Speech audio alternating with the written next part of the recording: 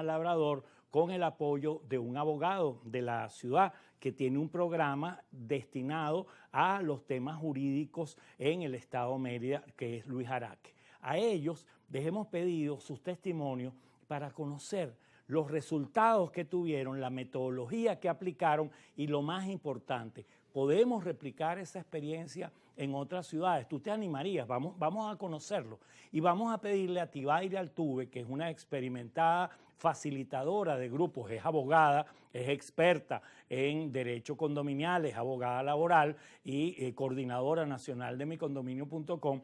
Vamos a pedirle a Tibaire, que estuvo en el diseño de la metodología, que nos cuente qué pasó allí, Tibaire, qué metodología aplicaron. Muchísimas gracias, Elías, por esta oportunidad que nos das para compartir los resultados de esta extraordinaria tertulia que tuvimos el pasado 22 de marzo en la ciudad de Mérida. Sí, ciertamente la invitación que hizo el grupo de micondominio.com desde Mérida era para realizar una tertulia condominial a cargo de la doctora María Eve Calderón y a mi cargo, porque de verdad que pasamos un momento muy particular de muchísimos aprendizajes para ambos, ¿no? Y justamente teníamos la idea de una tertulia en Mérida con sus características muy conservadoras. Esperaban dos ponentes que con unas conferencias magistrales se presentaran a contar las soluciones mágicas para sus condominios y realmente lo que ocurrió ese sábado en la tarde fue maravilloso. Bajo el esquema de la técnica de espacios abiertos, también conocida como Open Space Technology, fue la dinámica que utilizamos, el formato que utilizamos, que no es más que respetar justamente el movimiento de la audiencia, las necesidades de la audiencia, más que centrarse en la ponencia del facilitador. ¿Cómo lo hicimos? Bueno, realmente participaron 63 personas en esa dinámica. Al principio estábamos todos organizados tipo auditorio, dimos la bienvenida, explicamos un poquito cuáles eran las reglas del juego y nos dispusimos a hacer tantos grupos como participantes, como actores de la vida de los condominios existían. Entonces nos dimos cuenta que había propietarios solos que no formaban parte de las juntas de juntas de condominio, administradores y abogados. Este era cómo estaba conformada la audiencia. Entonces nos dispusimos a hacer mesas de trabajo, cada uno de ellos en lugares diferentes, y la instrucción que le dimos es que ellos justamente definieran cuáles eran los desafíos más grandes que ellos tenían que aportar o que enfrentar respecto de tres temas fundamentales. La forma en que tomaban las decisiones, la participación de los vecinos en la toma de esas decisiones y la morosidad. Esas fueron las tres instrucciones que teníamos. Cada una de esas mesas nombró un relator y ese relator recogió las inquietudes de cada uno de esos cuatro grupos. Así lo hicimos.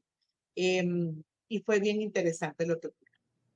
Oye, agradecidísimos, Tibaire, por esa introducción. Me imagino que han aprendido mucho después de esa dinámica y eso es justamente lo que te íbamos a pedir que compartieras, Tibaire. Bueno, lo que ocurrió en esa dinámica es que después de haber debatido lo suficientemente cada una de esas mesas, nos dispusimos a escuchar. Tanto Marieve como yo escuchábamos las inquietudes de cada uno de esos grupos y descubrimos que es necesario hacer ese tipo de prácticas con más frecuencia, porque veíamos al grupo, el representante de los propietarios, decir, oye, a nosotros no nos convocan, no nos dicen nada, toman decisiones y nosotros no nos enteramos cuando se toman esas decisiones. Y era el clamor que el grupo manifestaba a través de su vocero. Y cuando le correspondía hablar al presidente de la Junta, decía, bueno, realmente nosotros nos quedamos solos, nadie quiere participar. Cuando convocamos a asamblea de propietarios para elegir junta, no hay postulaciones y no existe la intención de las personas de querer participar. Y cuando hablábamos con el administrador decía, bueno, nosotros no podemos tomar decisiones porque juntamente no tenemos las herramientas para hacerlo, no tenemos conocimientos en algunos casos, no en todos los casos, de cómo manejar los gastos comunes, el diferencial cambiario, la dolarización, técnicas de cobranza. Hacemos muchos esfuerzos para cobrar y no obtenemos resultados.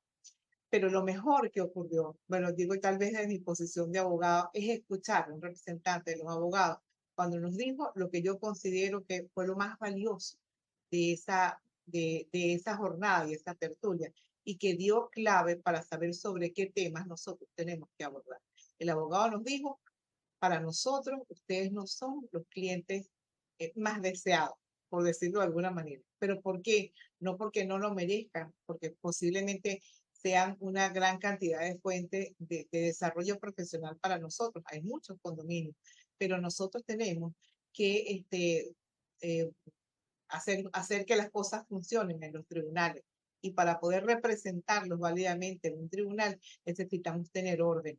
Y nos conseguimos que los avisos de cobro no están bien realizados, que los acuerdos no están bien hechos, que van a demandar ante un tribunal y resulta que el administrador no tiene la personalidad, no tiene la personalidad no tiene la legitimación activa para intentar una acción o para ser demandado, porque resulta que su nombramiento no consta en un acta, o el acta donde está nombrado adolece de grandes defectos de fondo y de forma, porque las actas levantadas en la asamblea de propietarios son actos jurídicos que tienen que cumplir ciertos requisitos, porque si no, al ir a juicio, justamente ahí pueden oponer la parte contraria, aún debiendo todo el dinero del mundo, va a oponer algunas observaciones, cuestiones previas y todos los recursos legales que hay.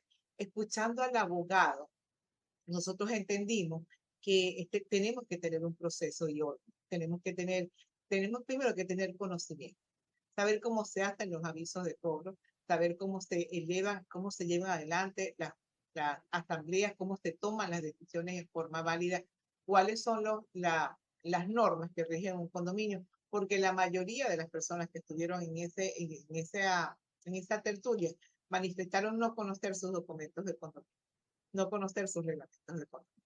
Entonces el abogado, que es como el actor final, donde llega todo el conflicto sin resolver, nos da a nosotros una pauta sobre cuáles son las cosas que hay que arreglar, cuáles son las cosas que habría que arreglar. Entonces, bueno, justamente fue muy interesante para todos poder escuchar a esas cuatro miradas, escuchar esas cuatro voces y observar para Marieve Calderón y para mí, observar la mirada de cada uno de ellos para saber desde dónde debe atacarse el tema de los jóvenes. E indudablemente que la vía es formación, conocimiento y formación, organización, planificación y sobre todo conversar. Técnicas blandas para aprender a conversar y llegar de acuerdo. Esa fue la conclusión que pudimos tomar en esta jornada extraordinaria, como le digo yo, el penthouse de este gran condominio llamado Venezuela, como lo ven Mérida.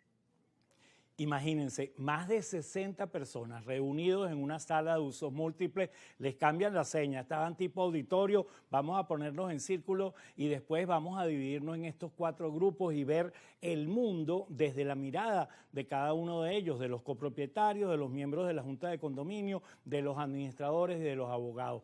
¿Cuántos aprendizajes pudo compartir ahora en apenas minutos Tibaire Altuve con nosotros? Pero Tibaire tiene otra cosa. Quiere invitarlos a ustedes, a quienes nos están viendo, a que puedan organizar en sus ciudades tertulias condominiales con la presencia de alguno de los expertos, de alguno de los voceros de micondominio.com. Adelante, Tibaire. Bueno, para finalizar este espacio y esta invitación a compartir los resultados de la dinámica que vivimos en la ciudad de Mérida, queremos invitar a todas las personas que nos están viendo que si tienen interés y curiosidad por conocer cómo funciona una tertulia condominial bajo el esquema de las técnicas de espacios abiertos, comuníquese con su promotor en la ciudad. Existen 14 ciudades y 14 promotores en cada una de las ciudades que pueden conducirlo, de qué manera pueden hacerlo llegar. ¿Qué se necesita para que esto funcione?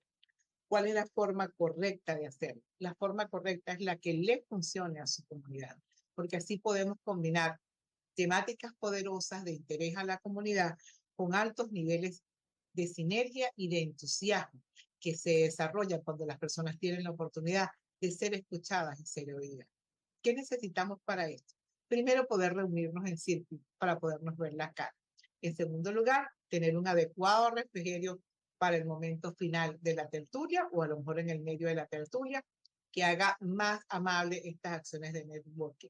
Y en tercer lugar, una persona que pueda recoger las conclusiones y tener una suerte de plan de acción, pequeño, mediano o grande, pero un plan que diga que esa actividad que usted desarrolló ese día puede ser ejecutada. Les animamos a que lo hagan, a que lo sigan, a que indaguen, a que puedan conocer un poquito más de esta técnica y, por supuesto, escriban a micondominio.com para darle mayor información.